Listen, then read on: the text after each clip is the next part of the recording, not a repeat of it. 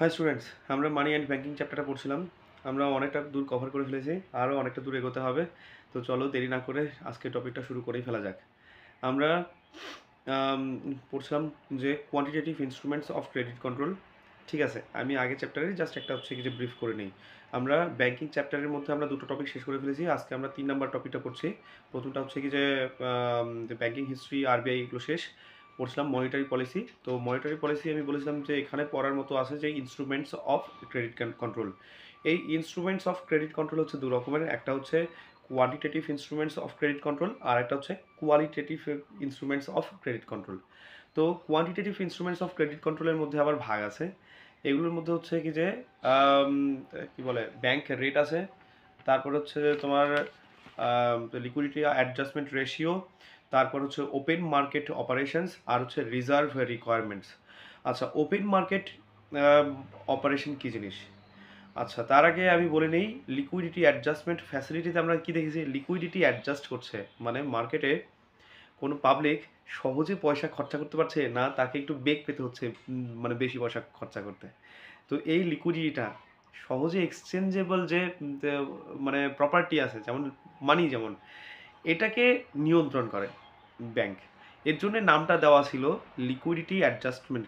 লিকুইডিটিটাকে, মার্কেটের যে লিকুইডিটি আছে ওটাকে অ্যাডজাস্ট করছে, যেটাকে কন্ট্রোল করছে। তো সেটা লিকুইডিটি অ্যাডজাস্টমেন্ট ফ্যাসিলিটি। মানে কী কী ফ্যাসিলিটি ছিল তার জন্যে? যে repo rate, reverse repo rate, তুমি লোন নাও বাবা, লোন দাও বাবা, হ্যাঁ, এটা ফ্যাসিলিটি।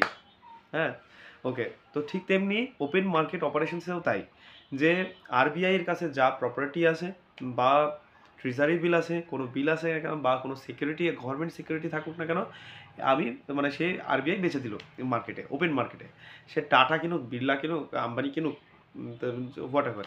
তো মানে কি ওপেন মার্কেটে বিক্রি করে দিচ্ছে। ওপেন মার্কেট মানে কি ব্যাংকের থ্রুতে হতে পারে, বা সে নিজেও হচ্ছে কি যে কী বলে অকশন ডাকতে পারে, ডেকে সেটা বিক্রি করে দিল অনেক দামি সিকিউরিটি। তাতে কি সেই কোম্পানি ওর বড় একটা অ্যামাউন্ট আরবিআই এর কাছে টাকাটা দিয়ে দেবে। তাহলে সেই কোম্পানিটা নিশ্চয়ই হচ্ছে কি টাকাটা কমে যাবে। তো মার্কেটে সেই কোম্পানি আবার সে চাইবে যে আমি মার্কেট থেকে টাকাটা তুলে নেব।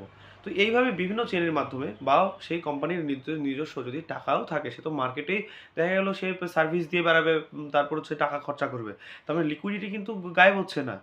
তো গভর্নমেন্ট যদি এমন করে কোনো একটা অ্যাসেট ওকে দিয়ে তার কাছ থেকে বিরাট অ্যামাউন্টের টাকাটা আমি যদি নিয়ে নেয়, তাহলে ভবিষ্যতে সেই কোম্পানি ইনভেস্ট করার মতো টাকাই পাবে না। আর ইনভেস্টমেন্ট যদি না করতে পারে, তার মানে কি মার্কেটে লিকুইডিটি নেই, কারো কাছে ঠিকঠাক মতো টাকা থাকবে না।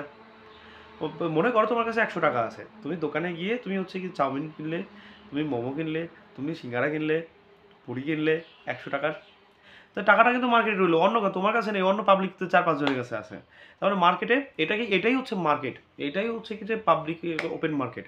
যে মানে কি টাকাটা ঘোরাফেরা করছে, সেই লোকটাও আবার যে চাউমিন বিক্রি করতেছে, সেই পয়সা নিয়ে আবার অন্য জায়গায় ওর নিজস্ব ফ্যামিলির জন্য খাটাবে। এইবার আমি কি করলাম যে, নাও বাবা, আমার হচ্ছে কি যে একটা দলিলটা তোমার কাছে রাখো, হ্যাঁ, তুমি আমাকে 100 টাকাটা দিয়ে দাও। এবার তুমি কিন্তু আর চাউমিন মোমো খাওয়ার জন্য মতো পয়সা পাবে না, তার মানে কি তোমার কাছেও লিকুইডিটি নেই। তো এটাই হচ্ছে ওপেন মার্কেট অপারেশনস। যে তুমি মার্কেটে, আরবিআই মার্কেটে কোনো একটা গভর্নমেন্ট সিকিউরিটি বিক্রি করে দিল। আবার বলছি, গভর্নমেন্ট সিকিউরিটি চ্যাপ্টার জিনিসটা আমি কোথায় পড়বো? সেটা পড়বো ফাইন্যান্সিয়াল মার্কেট চ্যাপ্টারে।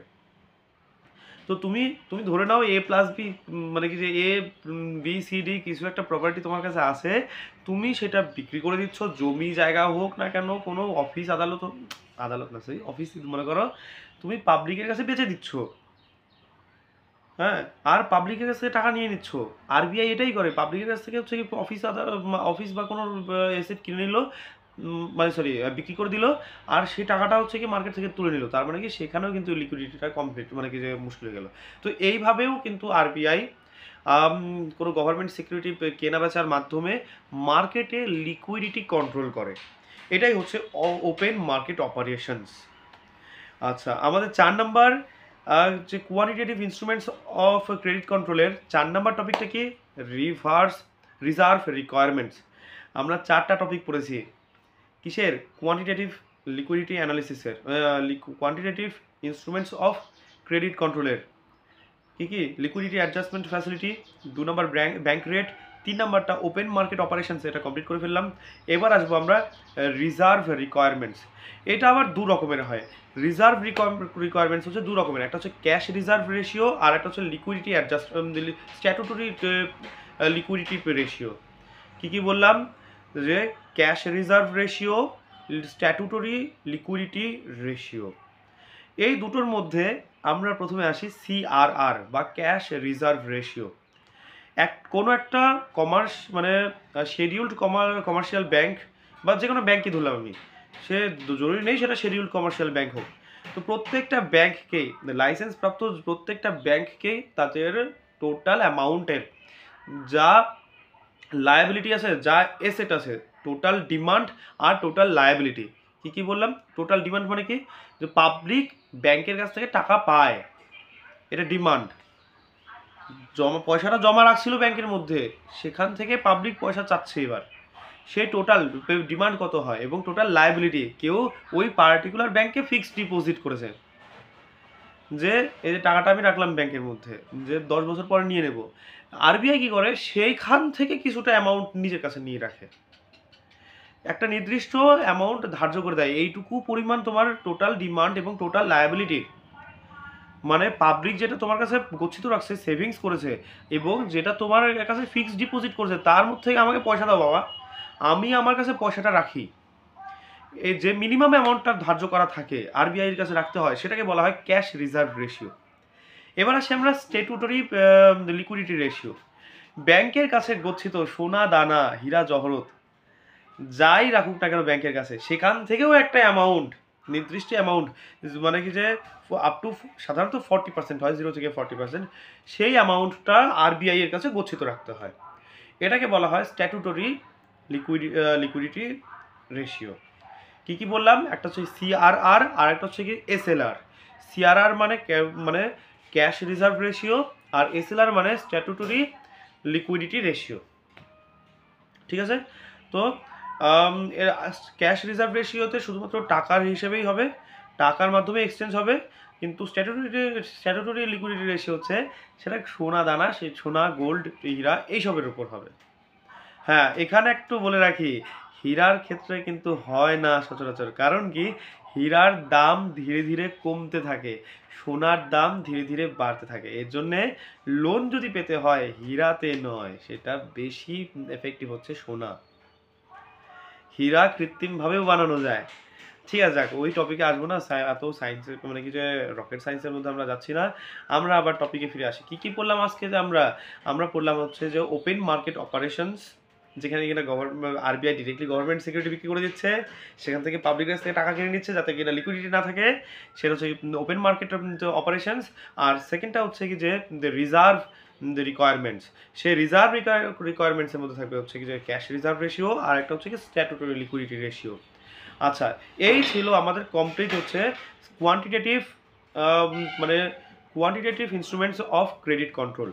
এবার আসি আমরা qualitative instruments of credit control. এটা কি না, এটা কোনো পার্টিকুলার অ্যামাউন্ট ধার্য করা থাকে না, এটা সেট করতে হয়।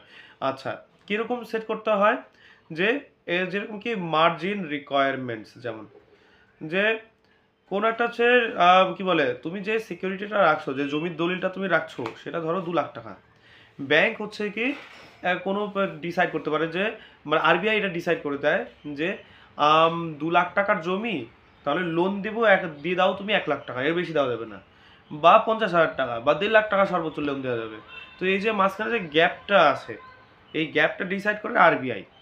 2 লাখ টাকার জমি 1.5 লাখ টাকার লোন দিচ্ছে, মাঝখানে 50,000 টাকা, এটা এই আইডিয়াটা কে ডিসাইড করে, এটা হচ্ছে আরবিআই, মানে ডিসাইড করে। আলাদা আলাদা ব্যাংকের ক্ষেত্রে সে পরিস্থিতি হিসেবে সে আলাদা হতে পারে, এর ভেতরকার খবর আমার খুব একটা বেশি কিছু জানা নাই, কিন্তু চাকরি পরীক্ষা হিসেবে এইটুকুই ব্যাপার আছে।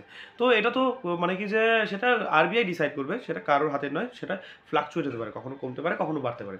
এটাই হচ্ছে গুণমানগত ইনস্ট্রুমেন্ট, মানে যন্ত্রাংশ, গুণমানগত যন্ত্রাংশ কিসের জন্য, অফ ক্রেডিট কন্ট্রোল, মানে যে জমার হচ্ছে নিয়ন্ত্রণ। জমা নিয়ন্ত্রণ কি, আরবিআইয়ের কাছে যে পয়সাটা জমা আছে সেটা সে খরচ করবে বেশি করে না আরও বেশি জমিয়ে রাখবে, সেটাকে বোঝায়।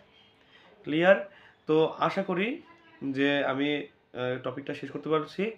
যে তোমরা ভালো করে পড়বে, প্রতিটা লাইন ধরে পড়ো। ওকে, বাই।